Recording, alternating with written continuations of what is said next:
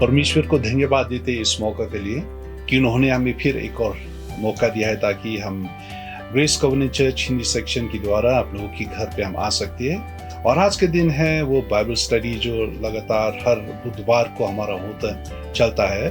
तो हम सब लोग को, आप सभी को हम स्वागत करते हैं। लोग जो दर्शक जो देख रहे हैं अपने घरों से, जहाँ कहीं से आप देख रहे हैं, आपको स्वागत करते हैं मसीह के नाम में।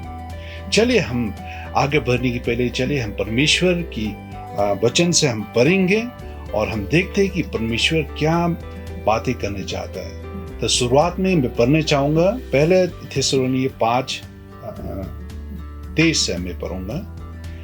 और शांति का परमेश्वर आप ही तुम्हें पूरी रीति से पवित्र करे और तुम्हारा आत्मा और प्राण और देह हमारा प्रभु यीशु मसीह के आने तक पूरी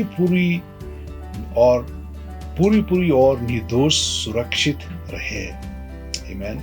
ये है हमारा परमेश्वर जो चाहता है कि हमारा आत्मा, हमारा प्राण और हमारा देह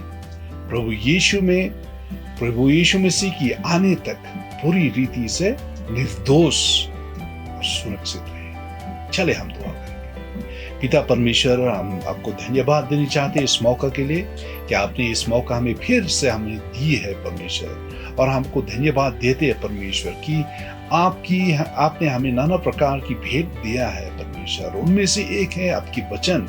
और आपकी वचन आप कहते हैं कि आदमी सिर्फ रोटी से नहीं जीता, लेकिन हर एक शब्द जो आपके मुंह से निकालता है परमेश्वर। हमको धन्यवाद देता है कि हमें कोई भी नहीं रुका है अभी तक आपकी वचन को सुनने के लिए या आपके वचन को प्रचार करने के लिए। और खास कर के लिए हम आपकी बहुत ही ग्रेटफुल है परमेश्वर कि आपने हमें आपकी वचन दिया है ताकि आपके वचन के अनुसार हम बातें कर सकते हैं, विश्वासियों का विश्वास आप पे मजबूत बना कर रख सकते हैं परमेश्वर। हमको धन्यवाद। जैसा कि हम आगे बढ़ेंगे, पवित्र आत्मा आपको स्वागत करते हैं। हम जहाँ कहीं भी हैं, अपने घरों पे, अपने ऑफिस पे, अपने कामों पे परमेश्वर जहाँ कहीं भी हैं, हम दुआ करते हैं पवित्र आत्मा आप उस जगह पे आप आ जाए, हम लोगों के साथ बसी और हमें ज्ञान दीजिए, हमें बुद्धि दीजिए परमेश्वर, ताकि आपके वचन को हम समझ पाएंगे। आपकी वचन क्या दर्शाता है, आपकी वचन क्या कहता है हम लोगों के लिए परमेश्वर। ये सारा समय आपके हाथों पे हम सौंप देते हैं। और मसीह के नाम में अगर कोई भी दुष्टात्मा जो हमें रुकावट डाल रहा है किसी भी तरह से, किसी भी रीति से, उसे हम बांध देते यीशु मसीह के नाम में और हम भेज देते उसे न कि कोई भी दुष्टात्मा जो हमें रुकावट डाल रहा है ताकि हम परमेश्वर के वचन को ना समझ पाए, वो मसीह के नाम में हुक्म देते कि वो चला जाए। परमेश्वर हम दुआ करते हैं आप आज के दिन हमें आंखें देंगे जो हम सच्चाई को देख सकते हैं परमेश्वर। आज हमको आप कानों देंगे ताकि हम सच्चाई को हम सुनेंगे और सच्चाई के द्वारा परमेश्वर हम आजाद होंगे। जब हम सच्चाई को जानेंगे, वो सच्चाई हमें आजाद करेगा, हमें एक मजबूत ईसाई जीवन जीने देगा परमेश्वर, खास तौर करके लिए इस अंतिम दिनों में जहाँ पे हम जी रहे हैं। यह सारा समय आपके हाथों पे हम सौंप देते हैं, मसीह के नाम में हम मांगते हैं सब, आमीन। चलिए हम आराधना स्तुति करेंगे। और इस समय पे हम लोगों के साथ है डॉक्टर फीवन खामती रंगा और उनका बेटियां जो हमें आराधना और स्तुति में अगुवाई करेंगे। चलिए आप जो कुछ भी कर रहे हैं थोड़ी समय के लिए आप रुक जाए, आप आपका ध्यान दीजिए परमेश्वर की ओर। You are my hiding place. You always fill my heart with songs of deliverance. Whenever I am afraid, I will trust in you. तू ही मेरा शरण स्थान, तू ही मेरे दिल को भरता है।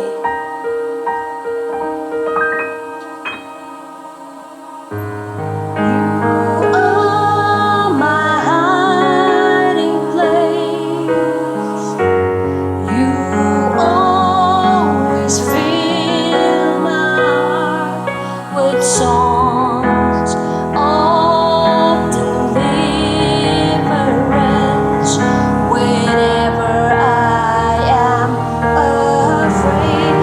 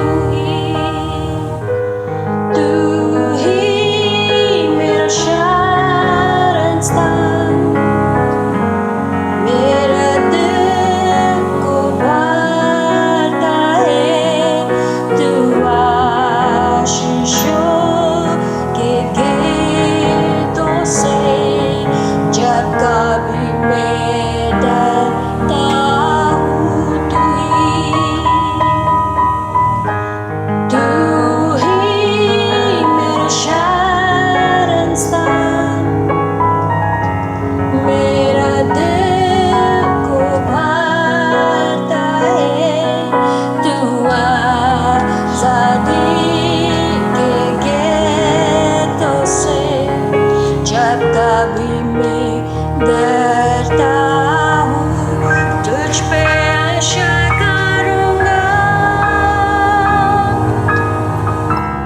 तुझ पे आशा करूँगा।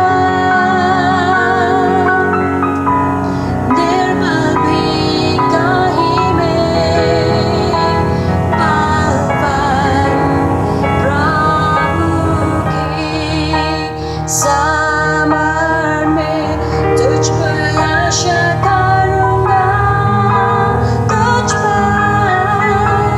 तुझ पर आशा करूँगा। निर्मल भी कहीं में बलवान प्रभु की समर में I will trust in you. I will trust in you. Let the weak say I am strong in the strength of the Lord.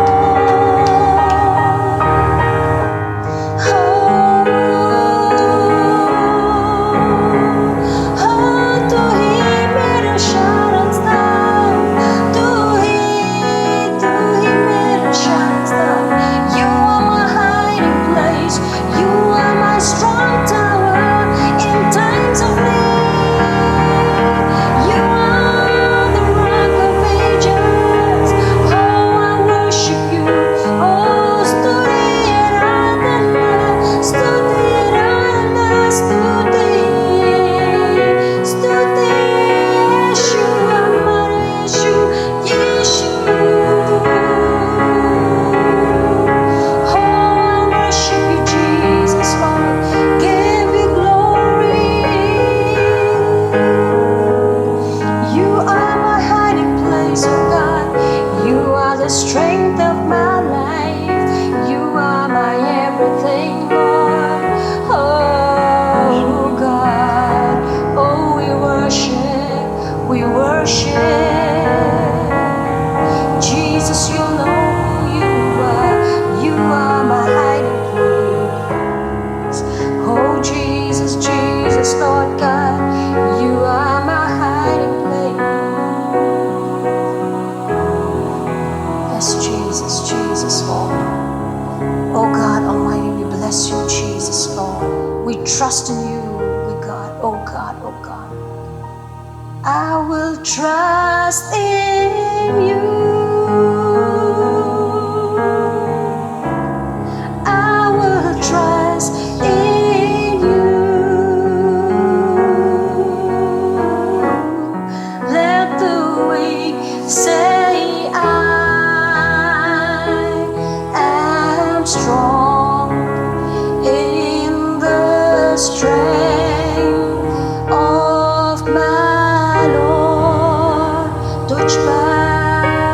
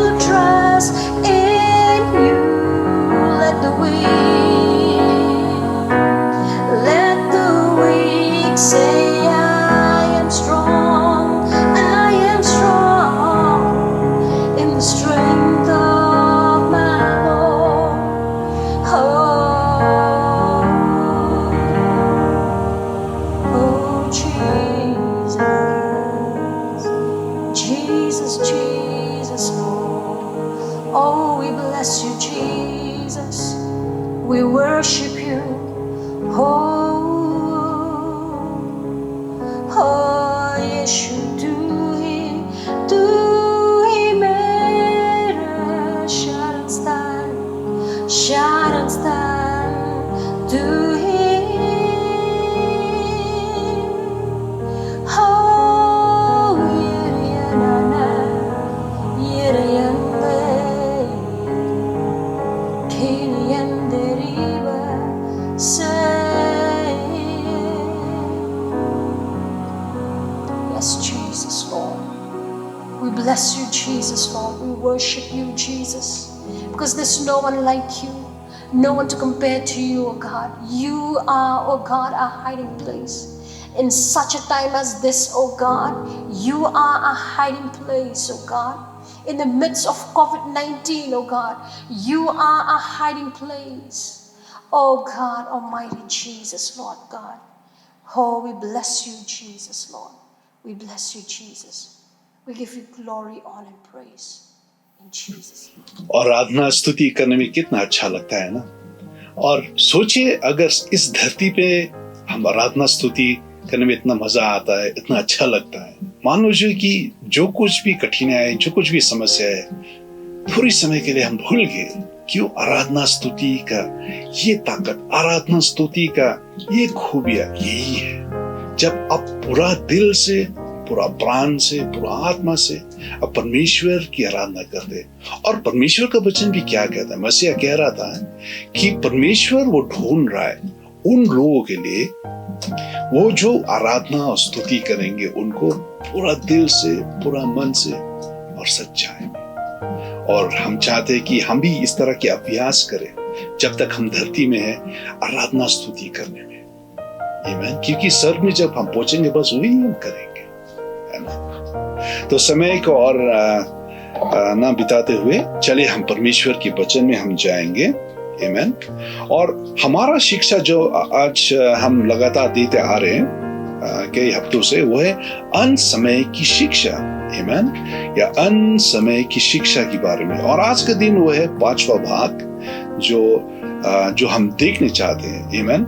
और खास तौर के लिए हमारा ध्यान जो है इन हफ्ते पे हम ध्यान दे रहे थे मसीहा की शिक्षा। मसीहा जो वो कह रहे थे अपनी दासों को कि अंत समय क्या होगा, क्या क्या चिन्ह होगा, क्या क्या दागी होगा, जिसके द्वारा हमें अपने आप को समझना चाहिए कि हम अंतिम दिनों में जी रहे हैं। आमीन। और हमें पता है कि मसीहा की चेलाओं ने उन्होंने क्या बोला? मसीहा से पूछा कि अंत समय का चिन्ह क्या होगा। आमीन। दो सवाल उन्होंने किया है कि अंत समय कैसा होगा, अंत दिनों कैसा होगा। तो मसीहा धीरे धीरे आहिस्ता आहिस्ता और उन्होंने बताया कि क्या होगा, यरूशलेम क्या घटना घटेगा, फिर उसके बाद यहूदियों के ऊपर क्या दबाव दिया जाएगा, यहाँ तक कि ईसाइयों के ऊपर किस तरह के दबाव दिया जाएगा। आमीन। तो आज के लिए हमारा पास इतना समय नहीं इन सब चीजों बीते हुई शिक्षा के ऊपर से फिर से दोबारा दोहराने के लिए। तो आप अगर और भी जानना चाहते कि बीते शिक्षा, अगर हो सकता है आप में से कोई भी इस बीते हुए शिक्षा की आपको समय नहीं मिला आपको सुनने के लिए, तो आप फिर से आप देख सकते हैं उस बीते हुए शिक्षा पार्ट 1, पार्ट 2, पार्ट 3, पार्ट 4 तक। आमीन। तो इस समय पे हम देखेंगे पांचवा पद में। आमीन। और जैसा ही शुरुआत में हमने पढ़ा है, इस सभा की शुरुआत में पढ़ा है कि परमेश्वर को क्या कह रहे थे। पौलुस की चिट्ठी है जो पौलुस ने लिखा है एक कलीसिया जो थिस्सलुनिया में है। तो वो क्या बोला? पहला थिस्सलुनिया 5:23 और 24 क्या कहा परमेश्वर का वचन? शांति का परमेश्वर आप ही तुम्हें पूरी रीति से पवित्र करे। कौन? शांति का परमेश्वर। आमीन। जब हमारा जीवन परमेश्वर के साथ वो शांति में है, या परमेश्वर के साथ अगर हम नहीं झगड़ रहे हैं, अगर दूसरे बात से अगर कहा जाए, तो वो क्या करेगा, हमें पूरा रीति से पवित्र करेगा। और तुम्हारा क्या आत्मा, आमेन, और प्राण और देह हमारा प्रभु यीशु मसीह की आने तक पूरी और निर्दोष सुरक्षित रहे। आमीन। ये परमेश्वर की इच्छा है। ये पौलुस मसीहा की चले जाने के बाद भी वो कह रहा था कि हमारा प्राण, हमारा आत्मा, हमारा देह निर्दोष रहना जरूरी है। आमीन। क्योंकि हम अंतिम दिनों में हम जी रहे हैं, तो इन सब चीजों को निर्दोष रहना बहुत ही सख्त जरूरी है। आमीन। और 24 पद में क्या कहता है, तुम्हारा बुलाना वाला सच्चा है। भाई बहनों, हमारा यीशु मसीह जो हमें बुलाया, पहला यीशु मसीह को अपनाने की पहले हम अपने धर्म में करते थे, अपने काम करते थे, परमेश्वर से बहुत दूर होते थे। लेकिन किस तरह से परमेश्वर अपनी अनुग्रह के द्वारा वो हमें बुलाया है और हम एक और बार उनके साथ आए हैं। आमीन। तो ये जो परमेश्वर यीशु मसीह जो आपको बुलाया है, वो कोई झूठा नहीं है। वो क्या है, पौलुस कहता है 24 में, वो सच्चा है और वो ऐसा ही करेगा। आमीन। अंग्रेजी में अच्छा लगता है, वो क्या कहता है 24 में, He who calls you is faithful। हमारा परमेश्वर जो हमें बुलाता है वो विश्वास योग्य है, और जो कुछ भी वादा who also will do it, या जो कुछ भी वादा उन्होंने की है उसे जरूर वो क्या करेंगे, वो पूरा करेंगे। आमीन। तो चलिए हम आगे जाएंगे। आमीन। तो जिस तरह आप देख रहे इस चार्ट को, आमीन, फिर से मैं आपको याद दिलाना चाहता हूं कि मसीहा शुरुआत में आया था। आमीन। शुरुआत में आया था जब उनको पैदा किया गया यूसुफ की घराना में। किस तरह से मेरी जो एक स्त्री थी उसको पैदा किया गया, और क्रिसमस का त्योहार मनाया जाता है जब मसीहा वो आए थे। उसके बाद हम देखिए मसीहा तकरीबन 3 साल के लिए वो प्रचारण किए इस धरती पर, और बहुत सारा चेले बनाए। और उसके बाद उनके क्या हुआ, जैसा कि इस चार्ट में आप देखते हैं, उसके बाद वो क्रूस पे चले, अपने जीवन को कुर्बान किया। आमीन। ताकि हम जो परमेश्वर पिता परमेश्वर के साथ जो हमारा रिश्ता टूटा गया था पाप के कारण, उसे फिर से वो जोड़ सके। आमीन। उसके बाद हम देखते हैं कि 3 दिन के बाद वो क्या हुआ, वो फिर से Christ resurrection and ascension into heaven, मसीहा मुर्दों से जी उठा, और उसके बाद क्या हुआ, वो मुर्दों से जी उठकर वो क्या आ गया, वो स्वर्ग में चले गए। और मसीहा स्वर्ग की जाने के बाद मसीहा वो कह रहा था कि इससे बेहतर है कि मैं चला जाऊं, ताकि जब मैं चला जाता हूं मैं एक और को भेजूंगा, वो है पवित्र आत्मा, वो दोस्ती जो आप पवित्र या वो सहभागिता जो पवित्र आत्मा की द्वारा ही आप पा सकते हैं, मैं उसको भेजूंगा। आमीन। और मसीहा जाने की बात क्या होता, परमेश्वर पवित्र आत्मा को भेजा, या होली स्पिरिट इधर में हम देखते हैं। और मसीहा की स्वर्ग में चले जाने की बात क्या होता, हम आए हैं कहाँ में, ये चर्च एज में। अब तक हम जो है we are in the church age. आमीन। आपको पता है, खबर है कि परमेश्वर ने पतरस से कहा कि तुम यरूशलेम पर रुको, ठहरे रहो, जब तक वो पवित्र आत्मा की द्वारा वो समर्थ तुम पे ना आ जाए। और उसके बाद हम देखते हैं कि जब परमेश्वर की दासों जब वो ऊपर वाला कमरा में थे या अपर रूम में थे, क्या हुआ, वो जब वो प्रार्थना में वो इंतजार कर रहे थे परमेश्वर के साथ, परमेश्वर अपनी पवित्र आत्मा की द्वारा उनके ऊपर वो बस किए। और उनके ऊपर बसने की बाद क्या हुआ, उनको नाना प्रकार की वरदान दिया है, ताकि वो परमेश्वर की काम, परमेश्वर की काम, परमेश्वर की सच्चाई को वो प्रचार कर सके। आमीन। तब से शुरू हुआ क्या है, वो चर्च एज। आमीन। उसके बाद क्या होता है, हम देखते हैं कि इतिहास से भी बहुत नाना प्रकार की घटना घटा है, वो है यहूदी जातियों में।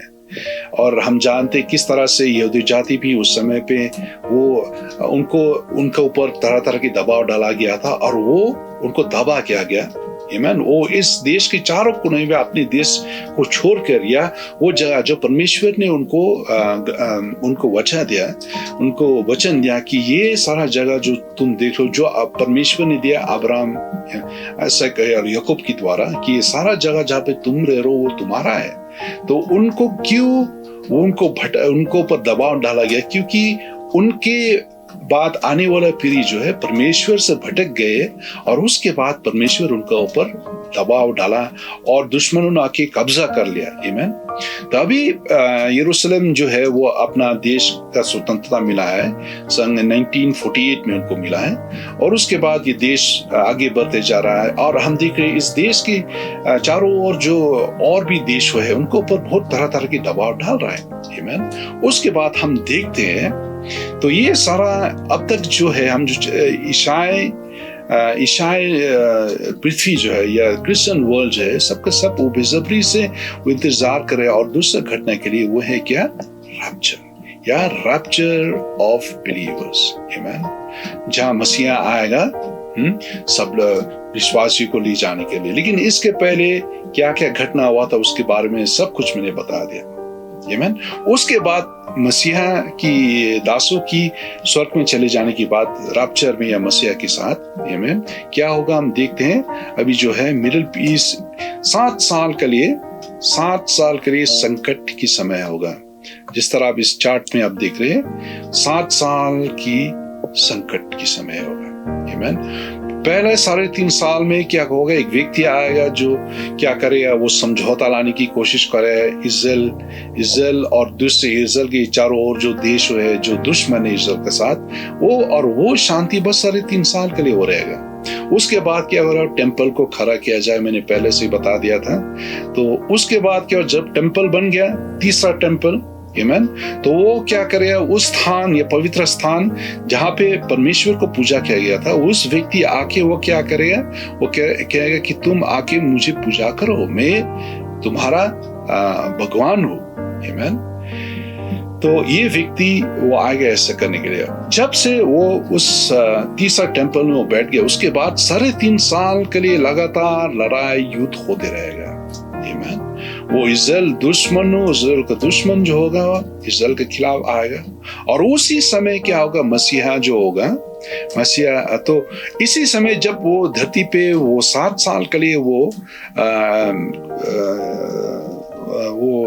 7 साल की दबाव जब डाला जा रहा था इस पृथ्वी पे या ट्रिबुलेशन पीरियड, तो स्वर्ग में और कुछ चल रहा था इसी समय पे। सबसे पहले क्या है? Believers judgment in heaven. विश्वासियों को उनको न्याय किया जा रहा है स्वर्ग में।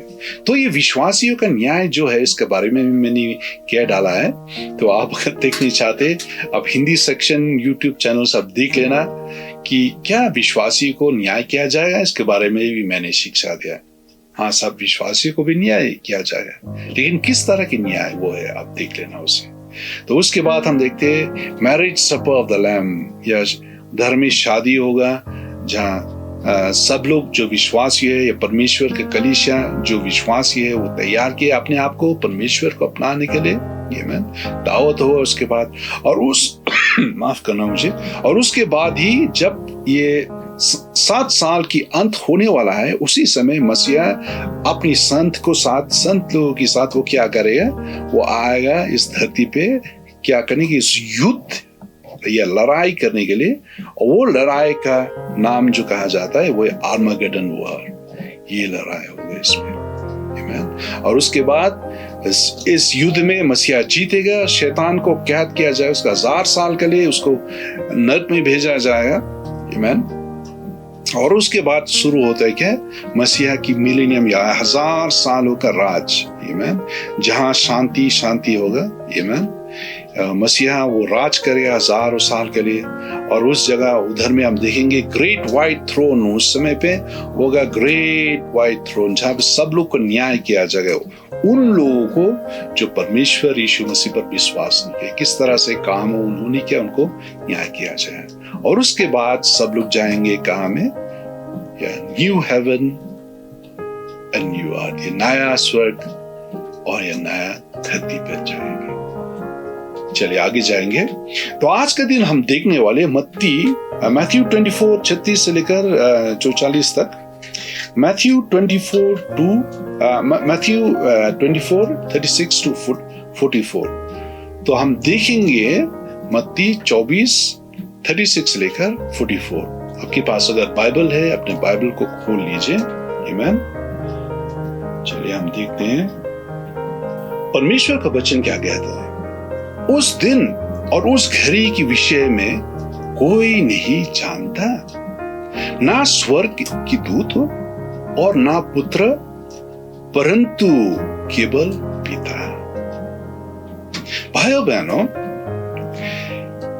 उस दिन या उस घड़ी जब मसीहा आएगा, जो हम लोग बेसब्री से इंतजार करें, वो है रैप्चर के बारे में, वो है रैप्चर, आमीन, इसके बारे में। लेकिन कौन सा दिन ये होगा, किसी को कोई खबर नहीं है। वो क्या कह रहा था, उस दिन या उस घड़ी के विषय में कोई नहीं जानता है, ना स्वर्ग की दूत और ना पुत्र, परंतु केवल पिता।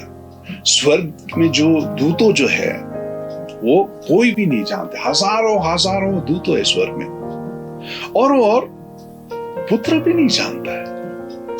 जो आएगा बादलों में, कौन आएगा? मसीहा आएगा।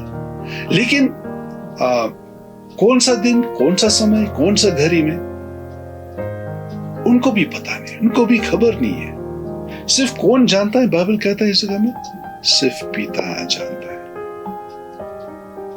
लेकिन परमेश्वर कह रहा है अपनी मतलब उदाहरण की द्वारा, वो एक तरह की मतलब वो उस समय के बारे में वो बता रहा है,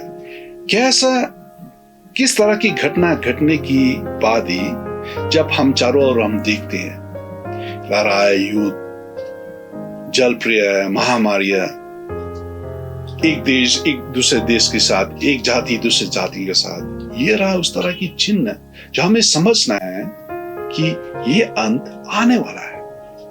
और परमेश्वर क्या कहता है, आमीन। इधर में एक बात जो है हम देखते हैं कि पुत्र भी नहीं जानता है, पुत्र को भी खबर नहीं है, मसीहा को भी खबर नहीं कौन सा समय में। अगर आप अंग्रेजी बाइबल में आप देखते हैं, हिंदी बाइबल में पहले से मत्ती 24 36 में वो लिखा है, लेकिन जब हम देखते हैं ये अंग्रेजी बाइबल में या न्यू किंग जेम्स वर्जन में आप देख सकते हैं Marcus 13:32, Mark 13:32. What does it say? But of the day and hour no one knows, not even the angels in heaven, nor the Son. Amen. But only the Father. इसी कारण भाइयों बहनों, अगर कोई किसी आपसे कह डाला है कि मसीहा आ जाएगा या मसीहा काल आएगा, या परमेश्वर का कोई महान दास आपसे कह रहा है कि वो भविष्यवाणी की तरह वो कह रहा है कि मसीहा 2 दिन की बात आएगा या 3 हफ्ता की बात आएगा, ये सब नामुमकिन है, ये सब जरा सा झूठा है। क्योंकि अगर पुत्र को भी खबर नहीं है, तो किस तरह से परमेश्वर की दासों को खबर होगी? ये कभी भी नहीं हो सकता। चलिए एक और पद को हम देखेंगे, वो रहा 1 थिस्सलुनी 5:1 से लेकर 3। 1 थिस्सलुनी 5:1 से लेकर 3। We may recognize times and seasons, but we cannot know the day. हम समय और सृष्टियों की द्वारा हम पहचान सकते हैं, लेकिन उस घड़ी या उस समय के बारे में हम कभी भी नहीं जान पाएंगे। पौलुस क्या कहता है इधर में? 1 थिस्सलुनी 5:1 से लेकर 3।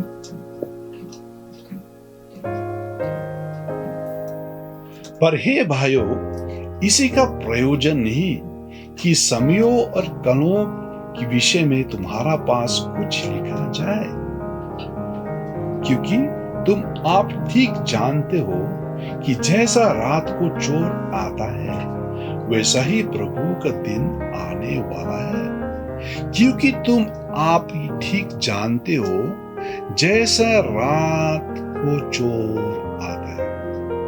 ये बहुत तज्जुब की बात है कि जब ये पौलुस वो लिख रहा है कि परमेश्वर की आने के बारे में कौन सा दिन में आया है, वो एक उदाहरण दे रहा है इधर में। जिस तरह चोर जब वो चोरी करने आता है, वो उस समय पे आता है जब घर में कोई ना हो या सब लोग सो रहे हैं, रात के समय या भोर के समय में, उसी समय पे वो चोर आता है। तो पौलुस कहता है इस जगह पे कि क्योंकि तुम आप ठीक जानते हो कि जैसा रात को चोर आता है, वैसा ही प्रभु का दिन आने वाला है। जैसा रात में वो चोर आता, वैसा ही प्रभु का दिन आने वाला। ये प्रभु का दिन क्या है? ये प्रभु के आने वाला का दिन, जब या वो समय जब प्रभु आएगा अपनी विश्वासियों को उनके साथ ले जाने के लिए। आमीन। और तीसरा पद में वो कहता है, जब लोग कहते होंगे कि कुशल है और कुछ भय नहीं, तो उन पर एक एक विनाश आ पड़ेगा, जिस प्रकार गर्भवती पर पीड़ा और वे किसी रीति से बचेंगे और किसी रीति से नहीं बच पाएंगे। और परमेश्वर कह रहा है कि जैसा ही कि वो कह रहे वो शांति हो, कुशल हो, आमीन, उसी समय उसके ऊपर क्या आया? उसी समय उनके ऊपर विनाश आया, आमीन। और ये जो कह रहे सब के सब जो है, लोग जो कह रहे सब कुछ कुशल शांति है, सब कुछ डरने वाले, सब लोग डरने नहीं चाहे, ये एक तरह की कहावत है।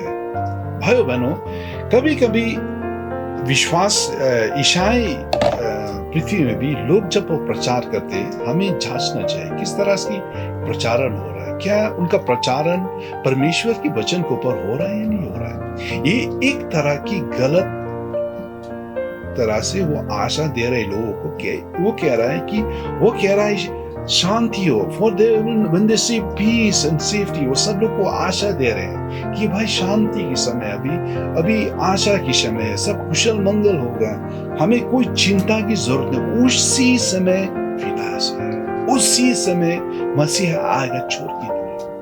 इसी कारण पौलुस का ये इस पद को लिखने का मतलब ये है ताकि हम विश्वासियों होने के नाते हमें चैन से नहीं रहना चाहिए, चैन से नहीं बैठना चाहिए, लेकिन हमें अपने आप को तैयार करना चाहिए।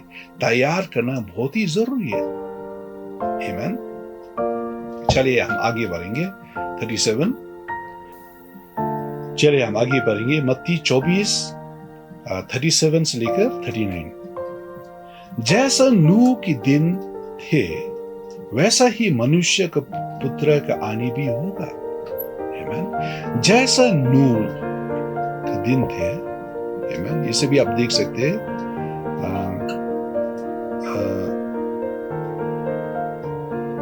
गिनती में हम देख सकते हैं किस तरह से लिखा है, वैसा ही मनुष्य के पुत्र की आने भी होगा। आमीन।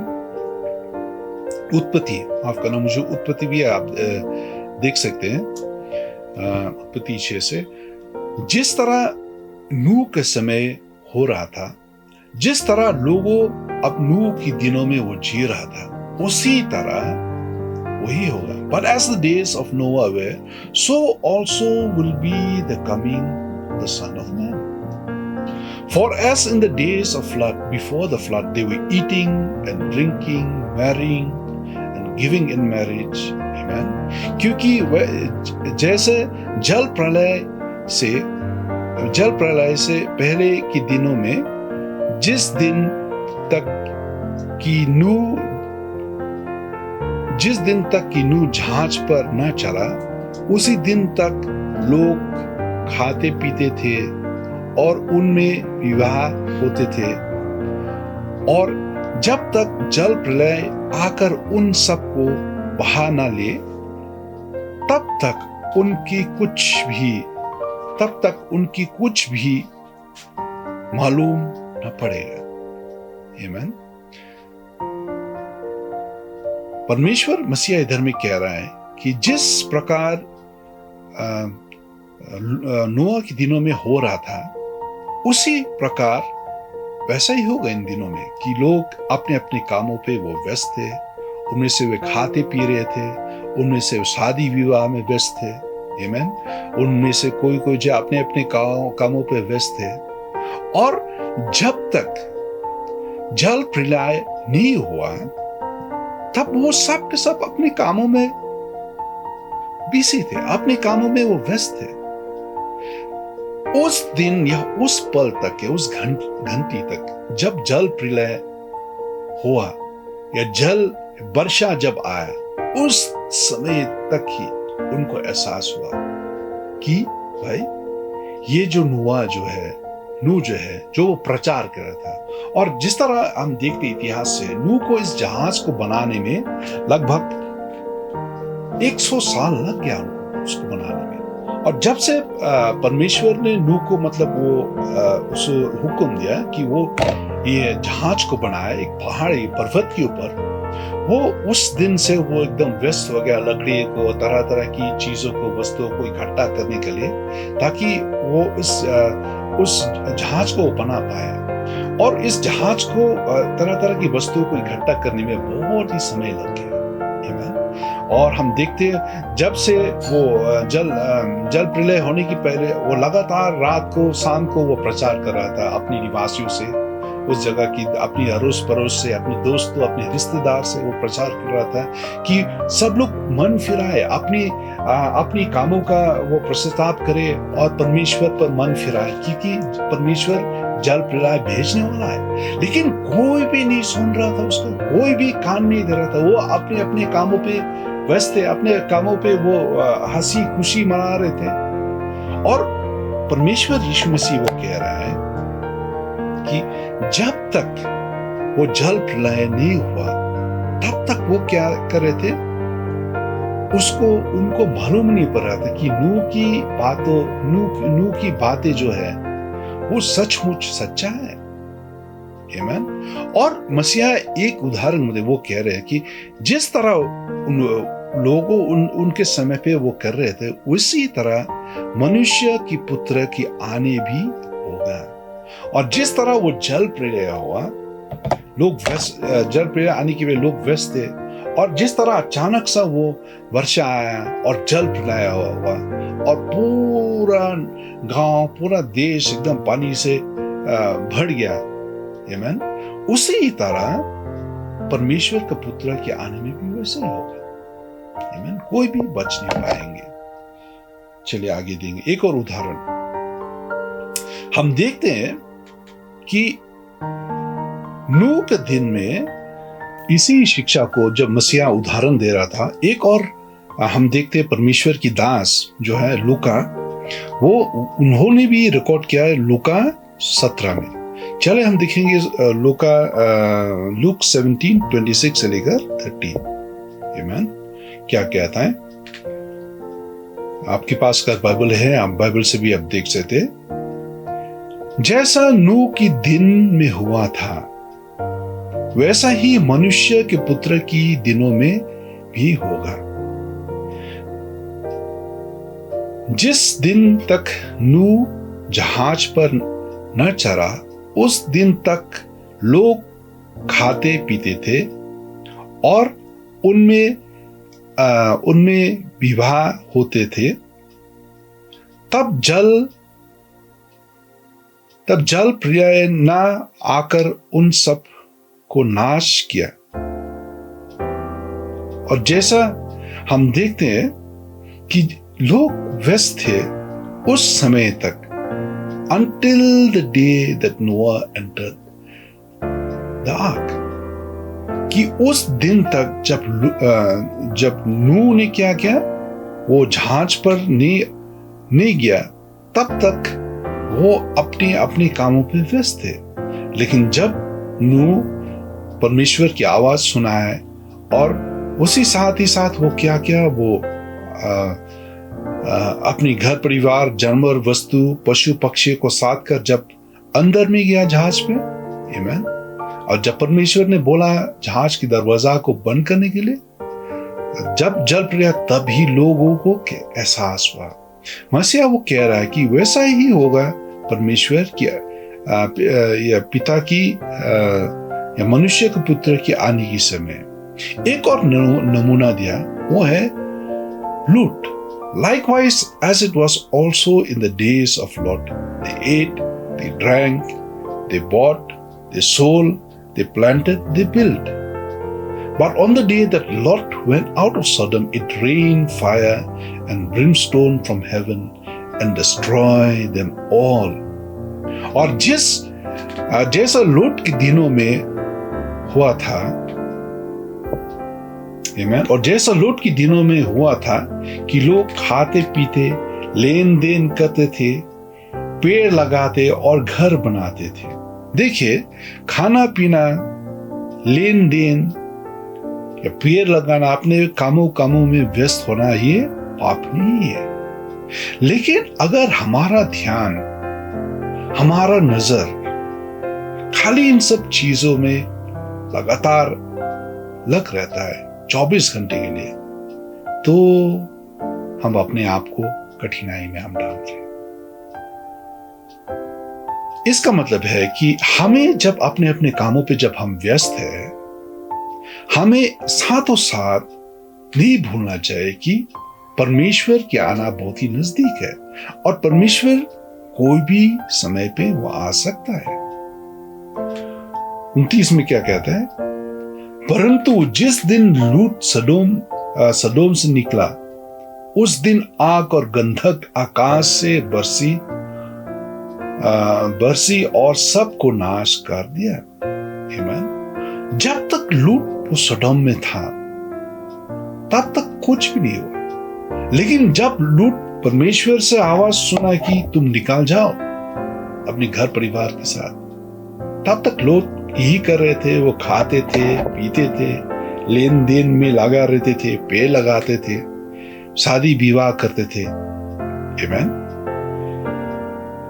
और इतना तक कि वो सोचते थे कि सब कुछ ठीक है, सब कुछ चल रहा है जैसा चलना चाहिए, कोई भी खतरा नहीं किसी को।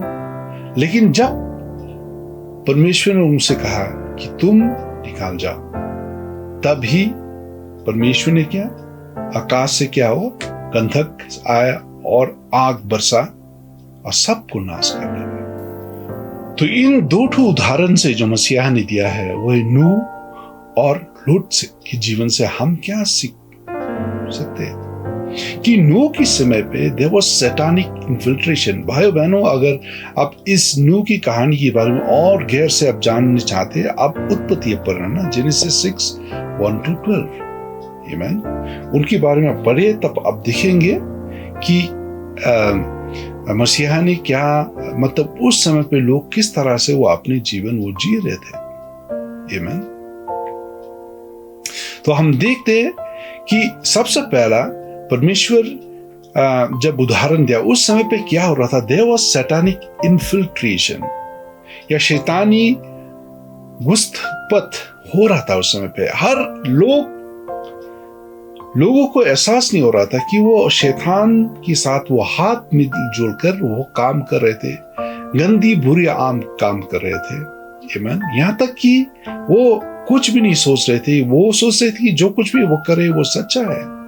दूसरा जो है, we see that is corrupted thought life। उनका सोचना जो है एकदम, या सोचना या व्यभिचार जो है, वो गंदी या दुष्टता से भरा हुआ था और गंदी गंदी हरकत वो करते थे उसी समय पे। तीसरा जो है वो there was sexual perversion, या फान व्यतिकुति वो करते थे, या गलत तरीका से शादी विवाह जो परमेश्वर ने रखा है वो पवित्र है, वो एक पुरुष के साथ शादी विवाह करता था, स्त्रियों के साथ। इस तरह, या इन दिनों में जो हम वो शब्द हम कहते हैं होमोसेक्सुअल, उसी समय से होमोसेक्सुअलिटी उसी समय से शुरुआत हुआ था। और इसी समय हम देखते किस तरह से परमेश्वर ने क्या किया, उनको भस्म कर डाला। चौथा जो है हम देखते हैं वायलेंस, या हिंसा, या लड़ाई, या युद्ध उस समय पे बहुत ही चल रहा था। अब अगर आप देखेंगे बाइबल स्कॉलर्स के लिखे हुए कागजातों से, किताबों से आप पढ़ेंगे, आप देखेंगे वो लड़ाई युद्ध चल रहा था। ये सब हो रहा था जैसा इन दिनों में हो रहा था। तो लूट की समय पे क्या हुआ था, माफ कीजिएगा इधर में नून है लेकिन वो लॉट है इसमें। तो लूट की समय पे क्या हुआ था, ब्लेटेंट एग्रेसिव होमोसेक्सुअलिटी, या स्थानीय आक्रामक समलोकिता होता था उस दिनों पे। लोग लड़ाई युद्ध और होमोसेक्सुअलिटी जो था, या पुरुष के साथ शादी करना, शादी विवाह करना, स्त्री के साथ शादी विवाह करना उसी समय पे हो रहा था जैसा नूह के समय भी था। फिर से जिस तरह आपको पता है ये आप देख सकते हैं गिनती, genesis, give me it is not 6:12, genesis 19:4 और 5, उत्पत्ति 19:4 और 5 पद में आप देख सकते हैं कि ये लोग क्या कर रहे थे। There was blatant aggressive homosexuality, materialism. लोग सिर्फ वो लेन देन कर रहे थे, या सिर्फ खाली पैसा या चीजों के बारे में, या मेटेरियलिस्टिक उन सब वस्तुओं जो उनको मतलब एक तरह की स्टेटस दिलाए, एक तरह की वो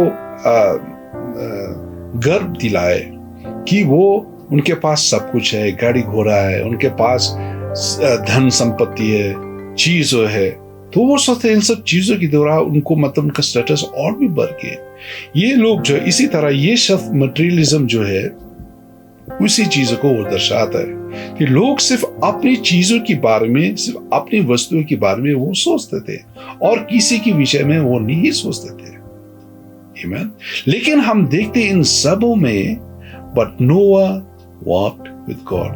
अब अगर उत्पत्ति 6:9 में आप देखेंगे, या इब्रानियों 11:7 में भी आप देखेंगे कि जब ये गंदगी, बुरी हरकत, पाप की हरकत, दुष्टता इतना बड़ा हुआ था उस जगह पे, नूह जो है वो परमेश्वर के साथ, परमेश्वर की राह में वो चलता था। भाइयों बहनों, जब हम देखते हैं हमारा चारों ओर जो है अड़ोस पड़ोस समाज में इतना दुष्टता से भरा हुआ है, लोग हिंसा में जी रहे हैं, लोग सिर्फ अपने बारे में सोचते हैं, सिर्फ अपनी भलाई के लिए सोचते हैं, किसी और के बारे में सोचते हैं। लोगों के पास वो हमदर्दी जो था पहले, अभी आप नहीं देखेंगे किसी के पास हमदर्दी नहीं है, वो सिर्फ अपने लिए सोचते हैं। तो हम जो जी रहे भाइयों बहनों उस दिनों में जी रहे जैसा नूह और लूट है, इसी तरह हमें ध्यान देने चाहिए। अगर हो सकता है अगर अपने जीवन को अगर देखते हुए ना चले तो हमारा जीवन भी इन लोगों के साथ हो सकता है। हमें जांचना चाहिए, आमीन। हमें देखना चाहिए किस तरह से हम अपने जीवन को जी रहे, ताकि ऐसा ना हो कि भले में हम भूल जाए कि परमेश्वर के आने वाला बहुत ही निकट है। तो चलिए हम आगे देखेंगे,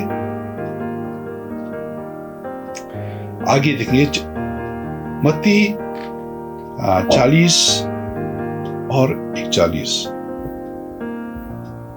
मत्ती 24, माफ करना, मत्ती 24, 40 और 41।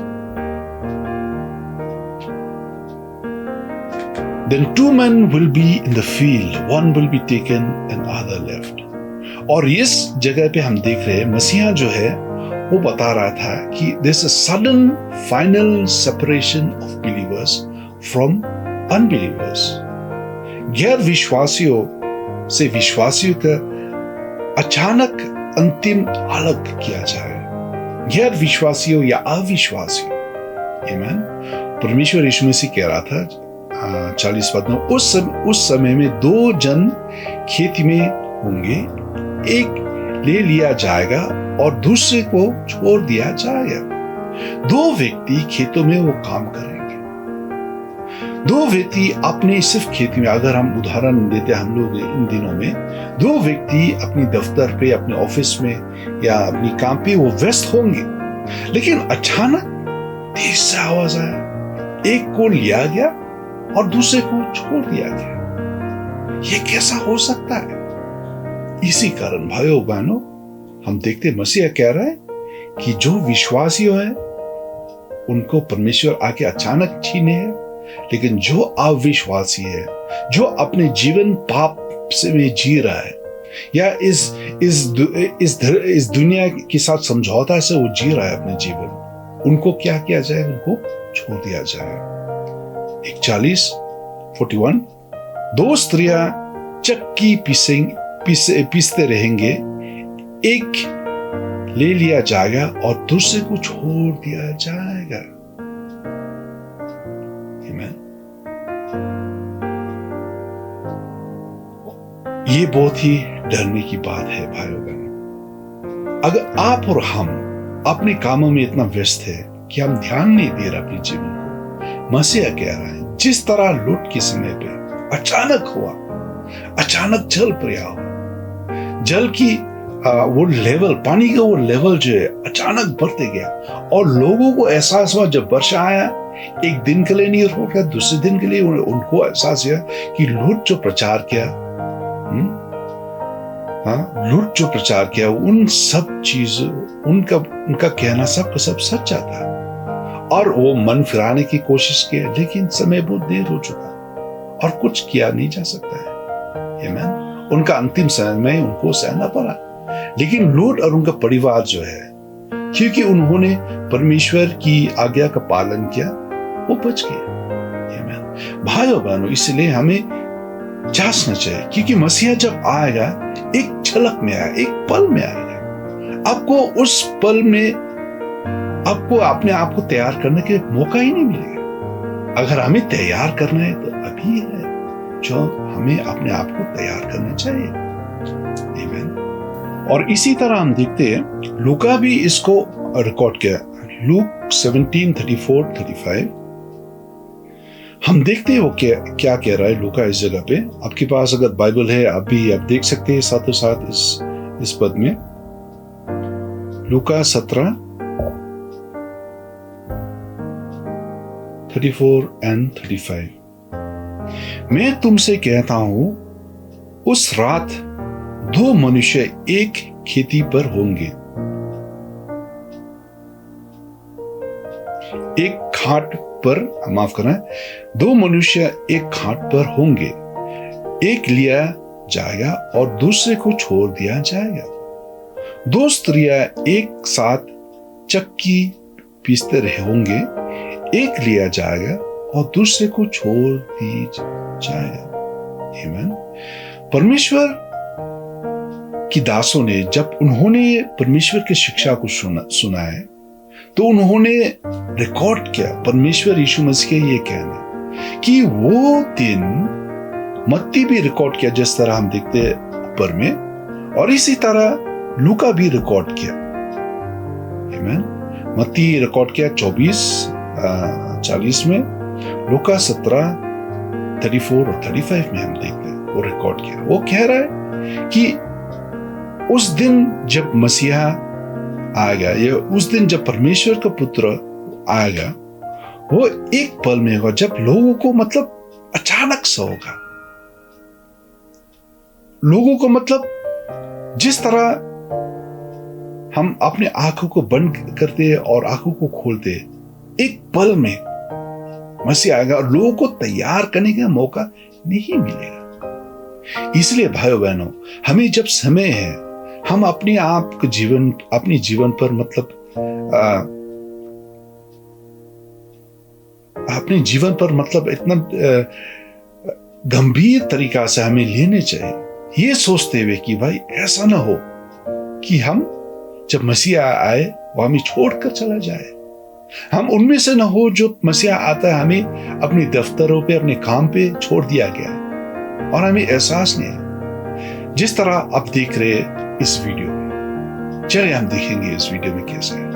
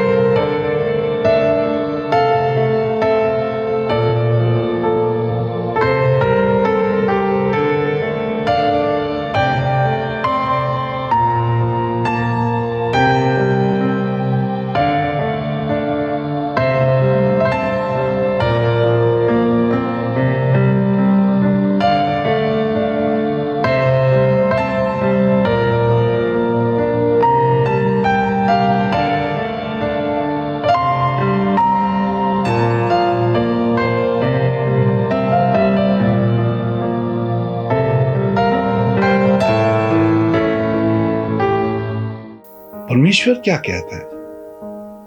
इसलिए जागते रहो, इसलिए जागते रहो भाइयों बहनों, जागते रहो, क्योंकि तुम नहीं जानते कि तुम्हारा प्रभु किस दिन आएगा। Watch therefore, my dear brothers and sisters, for you do not know what hour your Lord is coming. क्योंकि तुम नहीं जानते हो कौन सा समय, कौन सा घड़ी, कौन सा दिन तुम्हारा प्रभु आने वाला है। परमेश्वर एक और उदाहरण दिया, वो है, परंतु ये जान लो कि यदि घर की स्वामी जानता होता कि चोर किस पहाड़, किस घड़ी में वो आएगा, तो जागता रहता और अपने घर में सिंघा लगाने न देता। परमेश्वर का कहने का मतलब यह है कि अगर घर की स्वामी, मान लीजिए कोई घर में, अगर उस घर में जो रहते हैं लोगों, अगर उनको खबर होता कौन सा समय चोर आएगा, आमीन, कौन सा पल में अगर चोर आएगा, तो वो क्या करे? वो जागते रहेगा और उनका घर में कोई नुकसान नहीं होता था। लेकिन क्योंकि उनको खबर नहीं है, उनका अंदाज नहीं कौन सा समय वो परमेश्वर वो आएगा, इसलिए उसे सावधानी दे रहा है। अंत में 44 वर्ष में क्या बोलता है मसीहा? Therefore you also be ready, for the Son of Man is coming at an hour you do not expect. इसलिए तुम भी तैयार रहो। भाइयों बहनों, आज की ये वीडियो, आज की ये शिक्षा, बाइबल स्टडी की शिक्षा ही है कि आप तैयार रहे, क्योंकि आप नहीं जानते कौन सा समय आपका प्रभु आने वाला है। आमीन। आप नहीं जानते कौन सा, क्योंकि जिस घड़ी के विषय में तुम सोचते भी नहीं हो, उसी घड़ी में मनुष्य का पुत्र आया। वो समय, therefore you also be ready, for the Son of Man is coming at an hour you do not expect. जिस घड़ी में आप सोचते कि सब कुछ, सब लोग कह रहे कि शांति है, यहां तक कि कलीसिया ईसाई लोग भी प्रचार कर रहे हैं वो कि वो शांति है, सब कुछ कुशल मंगल है, हमें किसी चीज के बारे में सोचने चाहिए, गंभीर डरना नहीं चाहिए। उसी पल में भाइयों बहनों, परमेश्वर पहले से वो सावधानी दे रहा है कि इसलिए तुम तैयार रहो। आज के दिन में कहना चाहता हूं, अब अपने आप को तैयार कीजिए, अब अपने घर परिवार को तैयार कीजिए, क्योंकि परमेश्वर आएगा, अचानक आएगा, एक पल में आएगा। जिस तरह चोर आता है उस तरह वो आएगा। किसको लेने के लिए? उन लोगों जो तैयार है। ये दो व्यक्ति जो खेती में काम कर रहे थे, या ये दो स्त्रियां जो अपने अपने काम में वो चक्की पीस रहे थे, आमीन, उनको जो विश्वासी है और जो अविश्वासी, उनको दोनों को कुछ खबर अंदाज नहीं। यहां तक कि विश्वासी जो है वो तैयार किया हुआ है, लेकिन वो नहीं जानता था कौन सा समय पे वो आएगा। यहां तक कि परमेश्वर कह रहा है, जिस तरह थोड़ी देर पहले हमने देखा है कि परमेश्वर को भी, यीशु मसीह को भी खबर नहीं है कौन सा समय पे वो आएगा, उनको भेजा जाए। आमीन। तो अगर मसीहा भी ऐसा है तो किस तरह हम लोगों को पता चलेगा? हम लोगों का जिम्मेदारी यही है, हम लोगों का रिस्पॉन्सिबिलिटी यही है कि हम अपने आप को तैयार रखें, अपने घर परिवार को तैयार रखें, अपने बाल बच्चे को क्या करें? तैयार रखें, ताकि सब लोग तैयार होके कोई भी समय, कोई भी पल जब मसीहा आए हम साथ हो जाएंगे। आप अपने घरों में हो सकते हैं या अपने दफ्तर में हो सकते हैं, आपका बीवी घर में, अपने बच्चे घर में, क्योंकि अभी स्कूल सब कुछ बंद है। तो लेकिन जब मसीहा आता है तो आप अपनी बीवी बच्चे के साथ आप भी बादलों में आप जाएंगे। लेकिन अगर आपने तैयार नहीं किया, हो सकता है आपके बीवी तैयार किया अपने जीवन को, अपने बच्चे तैयार किया या अपने बच्चे तैयार नहीं किया, लेकिन अपने घर परिवार से जो कोई भी व्यक्ति अपने जीवन को तैयार किया सिर्फ वो ही जाएगा। भाई बहनों, इसीलिए मैं आज का ये बाइबल स्टडी ही पद में अंत करना चाहता हूं। इसलिए जागते रहो। ऐसा न हो कि जब परमेश्वर का पुत्र आए हमें छोड़कर चला जाए। इस बाइबल स्टडी को गंभीर तरीका से लेना था ताकि आपके लिए एक आशीष का कारण हो सके। चलिए हम दुआ करेंगे। पिता परमेश्वर, आपको धन्यवाद देना चाहते हैं आज का इस बाइबल स्टडी के लिए, और हम दुआ करते जिस तरह से आपने सावधानी दिया, हमें सिखाया परमेश्वर, हम दुआ करते ये सब सच्चाई हमारा शरीर, हमारा जीवन का एक हिस्सा बन के रहेगा। यही वो शब्द जो आपने खुद जब आप धरती पे थे अपने मुंह से आपने कहा है, ये कहते हुए कि ताकि आपकी चेले, आपके शिष्य, आपके दासों सब के सब वो अपने जीवन को तैयार करके रखें, तैयारी से इंतजार करें उस दिन के लिए जब वो आएंगे, अब आएंगे परमेश्वर। हम दुआ करते जैसा कि हम सिखाएं, ऐसा न हो कि जब आप आते परमेश्वर हम सोते रहे परमेश्वर। हम दुआ करते कि हम भी जागते रहेंगे परमेश्वर। हम दुआ करते परमेश्वर कि हम भी अपने जीवन को तैयार करके गंभीर से लेंगे अपने जीवन किस तरह से हम जी रहे। ऐसा न हो कि परमेश्वर हम लोगों के जीवन में कोई भी पाप हो जो हमारे लिए एक रुकावट डाले परमेश्वर, एक उलझन की तरह हमें पकड़ के रखे ताकि हम आपके साथ ना जा पाए। आज का दिन जो कोई भी पाप हुआ है हम लोगों के जीवन में परमेश्वर, हम मन फिरा दे, हम माफी मांगते आपसे परमेश्वर कि आप हमें माफ करेंगे परमेश्वर। कोई भी पाप हमने अगर किए, कोई भी पाप कि अगर हमने कबूल नहीं किया परमेश्वर, आपके सामने हम दुआ करते कि आप हमें माफ करेंगे, अपनी लहू से हमें धो डालेंगे परमेश्वर, ताकि परमेश्वर हम शुद्ध हो जाए जैसे कि आप शुद्ध हो। हम दुआ करें आपकी लहू जो परमेश्वर जिसमें अभी तक बल है, जिसमें अभी तक वो ताकत है साफ करने के लिए, शुद्ध करने के लिए, हम दुआ करते एक पिल आपकी लहू से हमें शुद्ध कर डालेंगे ताकि हम शुद्ध हो जाए परमेश्वर माफ कीजिए। हम दुआ करते हम और ना करेंगे सब काम जो हम करते आए, बुरे काम जो आपको चोट पहुंचाता है, आपको दुख पहुंचाता है, हम मन फिराते आज के दिन। और हम दुआ करते कि आप हमें ताकत देंगे, हमें समझ देंगे कि इन सब चीजों से परमेश्वर हम दूर रहे और हर समय पे विजय बनाते चले परमेश्वर। हम धन्यवाद देते आपके वचन से कि आप हमसे अभी भी बातें कर रहे हैं, और हम दुआ करते हैं परमेश्वर जिस तरह से हम सीखे आपके वचन से, हम और दूसरे लोगों को भी हम जगाएं और दूसरे लोगों से भी हम कहें कि आप आने वाला है। अब सब लोगों को तैयार करें अपने अपने जीवन को। जब आप आएंगे हमें लेने के लिए, हम भी जाएंगे परमेश्वर आपके साथ। सिर्फ हम अकेला नहीं, हम लोग का घर परिवार, हमारे बच्चे, हमारे दोस्तों, हमारा अड़ोस पड़ोस सब लोग जाएंगे आपके साथ। धन्यवाद इस समय के लिए। और हम दुआ करते हैं अंत में पिता परमेश्वर का प्रेम, प्रभु यीशु मसीह का अनुग्रह, पवित्र आत्मा का सहभागिता, पवित्र आत्मा का दोस्ती वो आपके साथ, हम लोगों के साथ रहते हुए, और उन सब भाई बहनों के साथ जो इस दुनिया की चार कोने में फैले हुए हैं, अब से लेकर अनंत काल तक के लिए। आमीन। परमेश्वर आपको आशीष दे। हम फिर से